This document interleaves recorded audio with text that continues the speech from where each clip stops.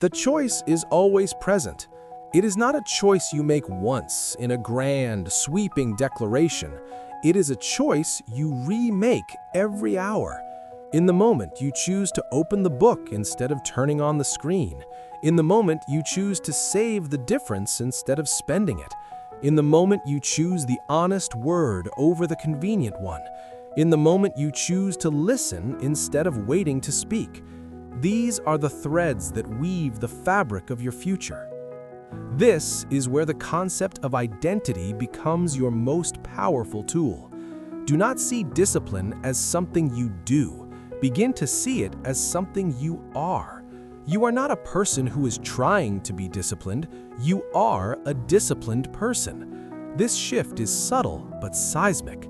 When you identify as a disciplined person, your actions are no longer a struggle against your nature, they are an expression of it.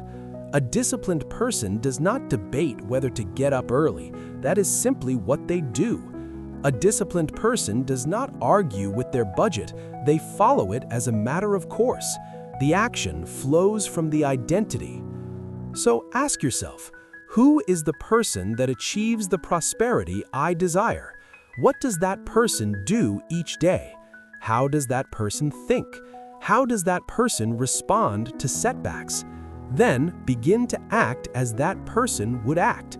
Do not act to become that person, act because you are that person. The actions will solidify the identity. The identity will then generate more of the actions. This is the loop that builds an unshakable character. Let us talk about the environment you cultivate.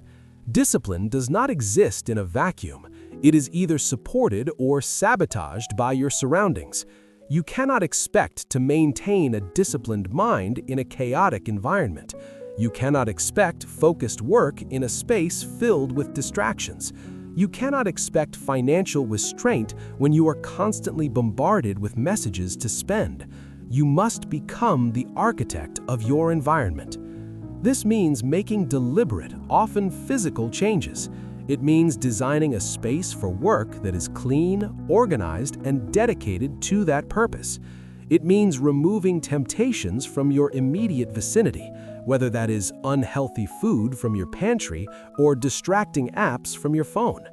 It means surrounding yourself, even if only through books and recorded voices, with the influence of other disciplined thinkers. Your environment should make the right action the easiest action. It should whisper to you of your goals, not shout at you with distractions. Discipline is easier when you do not have to fight your surroundings every single step of the way. Now, consider the power of a single keystone discipline. Often there is one habit, one practice that, when established, makes all other disciplines fall into place more easily. For many, it is the discipline of a morning routine. A deliberate, peaceful start to the day sets a tone of control and intention. For others, it is the discipline of physical health. The energy and clarity gained from proper exercise and nutrition fuel every other effort. For another, it is the discipline of weekly planning. An hour spent reviewing the past week and planning the next creates a roadmap that eliminates chaos and wasted effort. Find your keystone discipline. Experiment. What one practice, if you did it consistently, would have the greatest positive ripple effect through your life? When you identify it, protect it above all else. Make it non-negotiable. This one discipline becomes the anchor for your entire ship. When the storms come, and they will, this anchor will hold you steady. It will be the proof to yourself that you are in command. From that solid point, you can build everything else. We must also address the inevitable resistance. There will be days when the system fails, when you break your own rules, when you give in to distraction or short-term desire. This is not failure. This is data. The undisciplined person sees a lapse as proof of their weakness, an excuse to abandon the entire endeavor. The disciplined person sees a lapse as feedback. They ask, what triggered this? Was I tired? Was I hungry? Was my environment poorly designed? Was my goal unclear? Then they use that information to refine the system, to strengthen the environment, to adjust the plan. A lapse is not the end of the journey. It is a marker on the path, showing you where the path needs reinforcement. This is the essence of resilience. Resilience is not a trait you are born with. It is a skill you build through repeated acts of discipline, especially the discipline of getting back on track. Every time you return to the system after a lapse, you are not just continuing a habit, you are building a deeper, more resilient version of yourself. You are teaching yourself that your commitment is stronger than a momentary lapse. This is how trust in yourself is built, not through perfection, but through faithful return. Let us apply this directly to the idea of future prosperity. Prosperity is multidimensional. It is financial, yes, but it is also relational, physical, mental, and spiritual. True prosperity is an abundance in all the important areas of life, and the principle holds true for each dimension. Financial prosperity is built on the discipline of managing money, of investing in yourself, of delaying gratification. Relational prosperity is built on the discipline of communication, of empathy, of time investment. Physical prosperity is built on the discipline of movement and nourishment. Mental prosperity is built on the discipline of learning and controlling your thoughts. Spiritual prosperity is built on the discipline of reflection and connection to purpose. You cannot neglect one area and expect the others to thrive indefinitely. They are interconnected. A financial crisis creates relational stress. Poor health drains mental energy. A scattered mind makes disciplined financial choices nearly impossible. Therefore, your discipline must be holistic. You must tend to all the gardens, not with equal time every day, but with consistent attention over the long term. A balanced life is not a perfectly equal life every single hour. It is a life where over the seasons, all the important areas have been cultivated and borne fruit. This brings us to the concept of legacy. Your discipline today is not just about your tomorrow, it's about the day after tomorrow. It's about the generation after you. The patterns you establish, the character you build, the prosperity you create, these become the inheritance you leave. Not just an inheritance of wealth, but an inheritance of example, an inheritance of principles. Your children, your colleagues, your community will see what is possible through discipline. They will see a life not of chance, but of choice.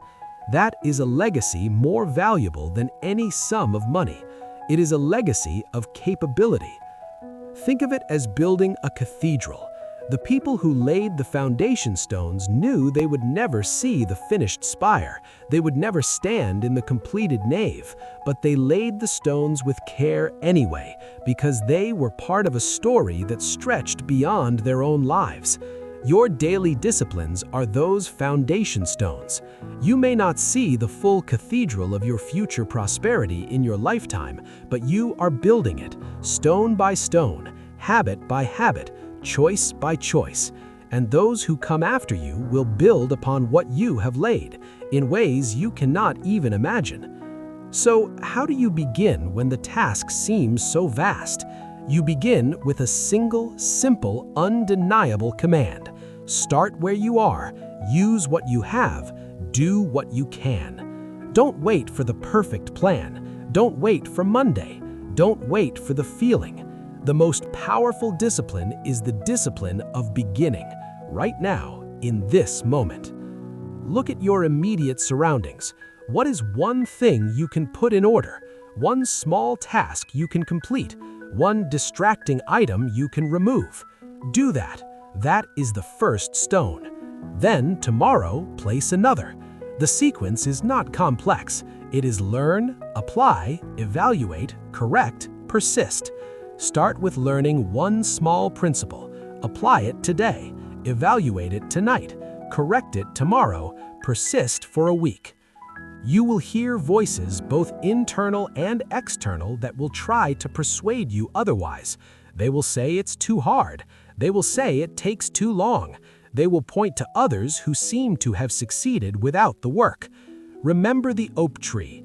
You are seeing their branches, not their roots. You do not know what silent, disciplined work happened in their past. You do not know what storms they weathered because of a root system they built years ago. Tend to your own roots. This is a quiet journey. It is a private victory long before it becomes a public one. There will be no applause for the days you choose the salad over the fries, for the hours you spend studying instead of entertaining, for the money you save instead of spend. That is okay. Applause is not the goal. The goal is the quiet confidence that comes from knowing you are becoming someone capable of handling the prosperity you desire. The goal is the peace that comes from living in alignment with your own standards.